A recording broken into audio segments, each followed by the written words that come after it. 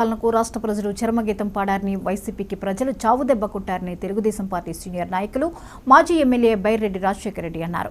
నంద్యాల జిల్లా కేంద్రంలోని TDP MP Byreddy Sabari కార్యాలయంలో ఏర్పాటు చేసిన విలేకరుల సమావేశంలో బైరెడ్డి రాజశేఖర రెడ్డి మాట్లాడుతూ నంద్యాల జిల్లాలోని ఎంపీ అభ్యర్థి బైరెడ్డి శబరితో పాటు 7 అసెంబ్లీ నియోజకవర్గాల్లో టీడీపీ అభ్యర్థులను ప్రజలు గెలిపించారన్నారు. ఈ సందర్భంగా ఆయన ప్రజలకు కృతజ్ఞతలు తెలిపారు. ఈ ఎన్నికల్లో వైసీపీ తరపున కోటీశ్వర్లు, రియల్ ఎస్టేట్ వ్యాపారులు పోటీ చేస్తే టీడీపీ తరపున ప్రజాసేవ చేసే సాధారణ అభ్యర్థులు పోటీలో నిలబడ్డారన్నారు.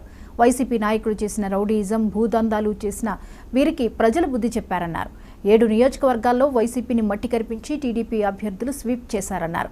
వైసీపీ వాళ్ళు వాళ్ళ గోతులు వాళ్లే తీసుకున్నారని బైరెడ్డి విమర్శించారు.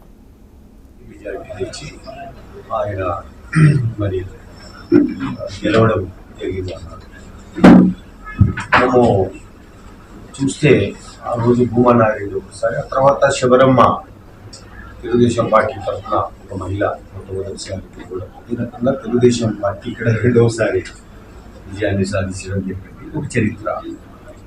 దీంట్లో అందరికీ కూడా మరి ఆమె విజయంలో అందరి పాత్ర, మహిళల పాత్ర, యువత వాళ్ళు అదే రకంగా అన్ని సెక్షన్స్ ఆఫ్ ద సొసైటీ, రైతులు అందరూ కూడా ఉద్యోగులు.